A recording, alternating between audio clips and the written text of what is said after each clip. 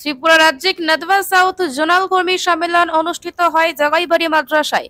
রবিবার সকাল 10 ঘটিকা থেকে বিকাল 3 ঘটিকা পর্যন্ত সিপাহীজলা জেলার অন্তর্গত আল জামিয়াতুল ইসলামিয়াতুল জলিলিয়া জগাইবাড়ি মাদ্রাসায় উত্তর পূর্ব ভারত ইমারাতি শরিয়া নাদওয়াতুত তামিরে ত্রিপুরা রাজ্যিক সাউথ জোনের এক দিবসীয় ঐতিহাসিক কর্মী সম্মেলন অনুষ্ঠিত হয়। সভাপতিত্ব করেন উত্তর পূর্ব ভারতের নাইবে আমির শরিয়াত মাওলানা বজলুল হক এমনি।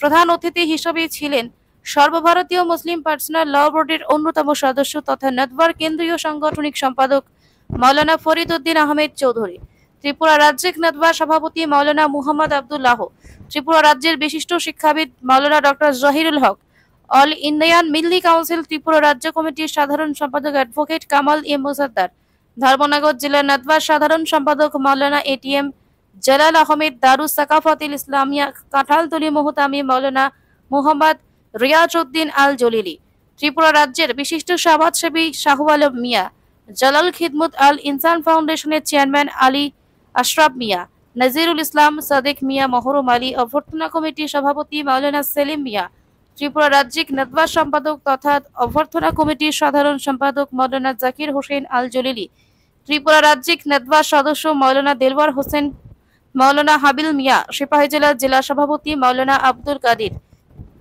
সাধারণ সম্পাদক মাওলানা ওমর ফারুক, গোমতী জেলা সাধারণ সম্পাদক মাওলানা তাজেল ইসলাম সহ অন্যান্য বিশিষ্ট জনেরা উপস্থিত ছিলেন।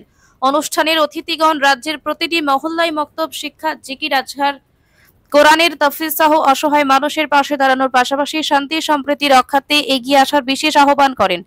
বিশেষ করে মক্তব শিক্ষায় বৈপ্লবিক অগ্রগতি চাইছে নাদওয়ার কেন্দ্রীয় নেতৃত্বরা।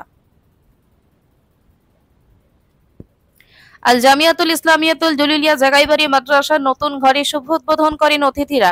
মাদ্রাসার সার্বিক উন্নয়নে সকলের সার্বিক সহযোগিতা কামনা করেন মাওলানা ফরিদ উদ্দিন আহমেদ চৌধুরী।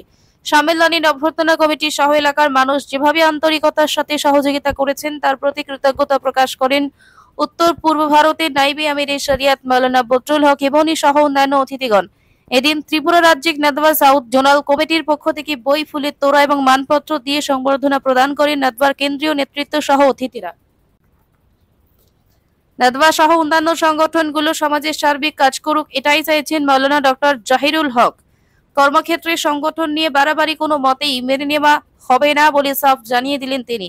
প্রায় 5 শতাধিক মানুষের উপস্থিতিতে আখিরি মোনাজাতের মাধ্যমে সম্মেলনের সমাপ্তি ঘটে। প্রমোদনগর থেকে আমির হোসেনের রিপোর্ট, ভিশন 24। যে কাজের জন্য আল্লাহ তাআলা এই উলামায়ে কেরামদেরকে ইখতিয়ার করেছেন, ইনশাআল্লাহ আল্লাহর সাহায্য এবং মদদে এই জমিনে, ত্রিপুরার জমিনে এই কাজ চতুর্দিকে বিস্তার লাভ করবে।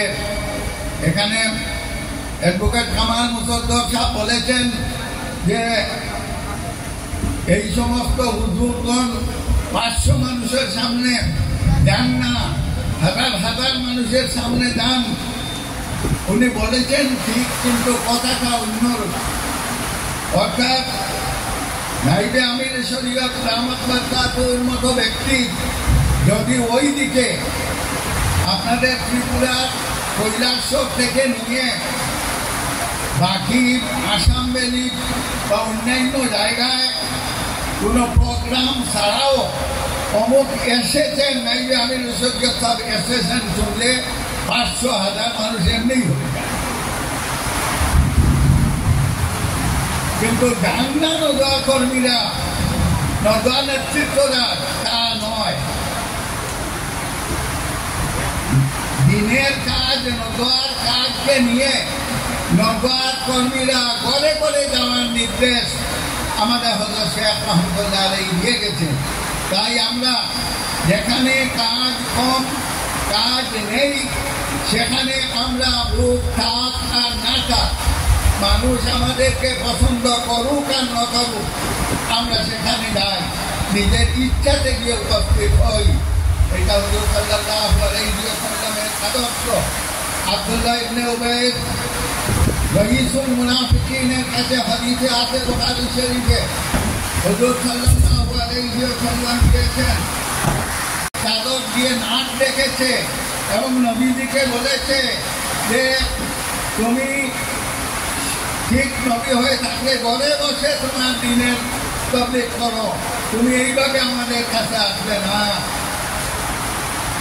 হযরত সাদ ইবনে মুআয রাদিয়াল্লাহু তাআলা আনহু কাছে যখন হুজুর সাল্লাল্লাহু আলাইহি ওয়াসাল্লাম বলেছিলেন তার এই ঘটনা, হযরত সাদ বলেছিলেন, ইয়া রাসূলুল্লাহ, আপনি তাকে ছেড়ে দিন, তার কথাকে পরিত্যাগ করুন।